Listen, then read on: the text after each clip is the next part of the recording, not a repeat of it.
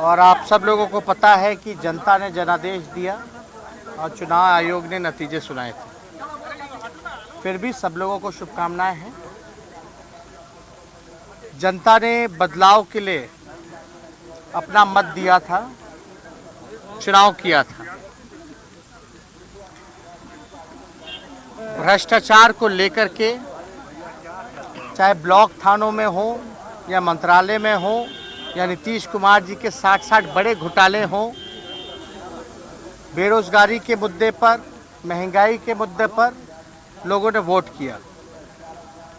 आपने देखा होगा कि हम पहले से ही कई बार हम कहते रहे हैं कि नीतीश कुमार जी जो हैं वो भीष्म पितामह हैं भ्रष्टाचार के, और उन्होंने चोर दरवाजे से फिर एक बार सरकार बनाने का जो काम किया वो भी जानते हैं और देश की जनता भी जानती है कि कैसे उन्होंने सरकार बनाया।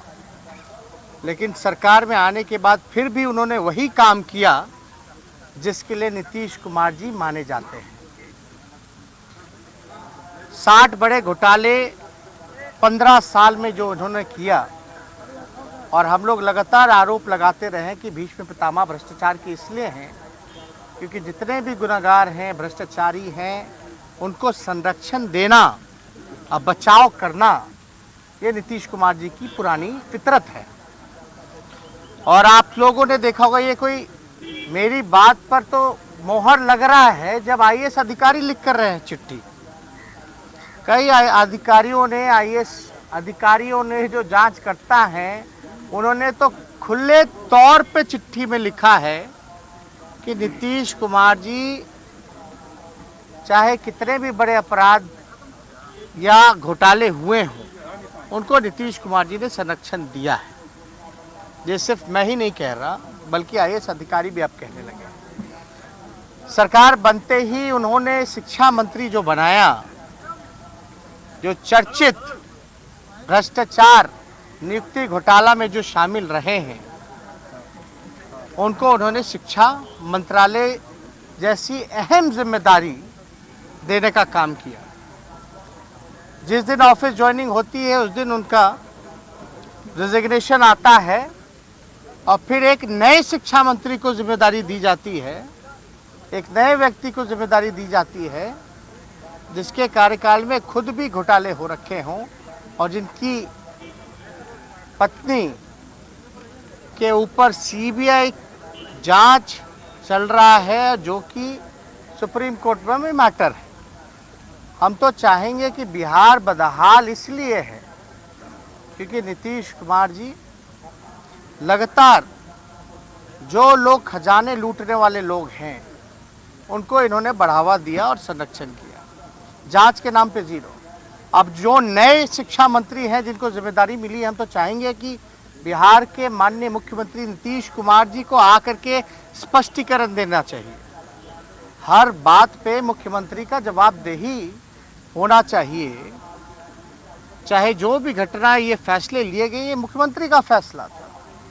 मंत्रिमंडल का गठन करना, मेवालाल को मंत्री बनाना, ये मुख्यमंत्री का फैसला था।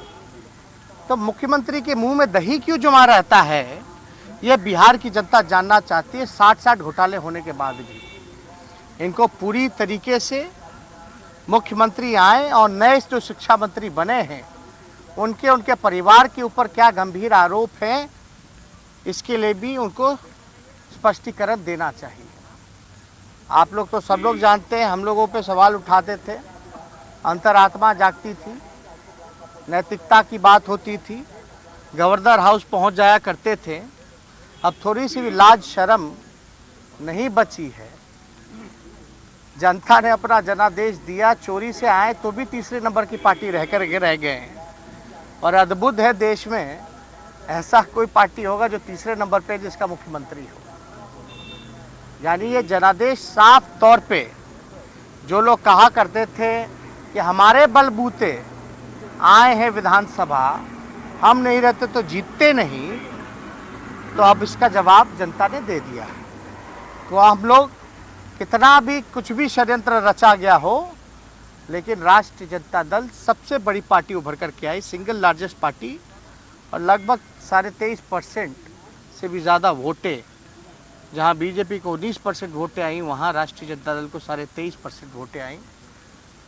कितना भी जोर जबरदस्ती किया गया हो, षड्यंत्र रचा हो, फिर भी हम लोग जो हैं 75 सीटों पर जीतने का काम किए। तो हम लोग तो चाहेंगे कि दर्जनों ऐसे मंत्री हैं जिनके ऊपर भ्रष्टाचार और कई संगीन आरोप लगे हैं। आपने देखा होगा कई ऐसे लोग जो बालिका गृह में लिप्त पड़े थे, उनको भी उस वक्त जो है संरक्षण दिया गया। हमको तो ज़्यादा कुछ नहीं कहना, सुप्रीम कोर्ट के फटकार के बावजूद भी नीतीश कुमार जी में कोई सुधार नहीं रहा, कोई लोक लज्जा नहीं बची। तो अब जनता जो है वो देख रही है, अब जनता जवाब देगी। ये क्या विरोधी कह रहे हैं कि भ्रष्टाचार के आरोप पर मेवालाल चौधरी ने इस्तीफा दे दिया। जब भी ऐसा कोई मामला आता है नीतीश कुमार कार्रवाई करते हैं, लेकिन आपके ऊपर भी ऐसे ही मामले दर्ज हैं इन्हीं धाराओं में। तो क्या आप जो बतौर नेता प्रतिपक्ष है उसे वो पदभार ग्रहण करेंगे? आप एक बात बताइए, हम मंत्री कब थे, उप मुख्यमंत्री कब थे? 2015 से। क्या मेरा उप मुख्यमंत्री रहते हुए में कोई गंभीर आरोप लगा है?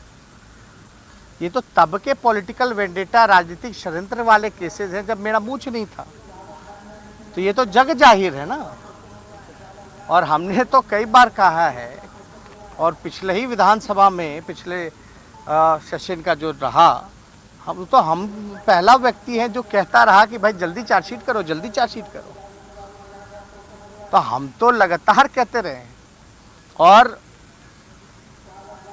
मामला को डाइल्यूट करना, जो ईमानदारी से जनता के सवाल को उठा रहा है, जो जनहित के मुद्दों को उठा रहा है, जो असल मुद्दे हैं, जो जनता के लिए लड़ाई लड़ रहा है, ये तो चाहते हैं ऐसे लोगों को बदनाम करना।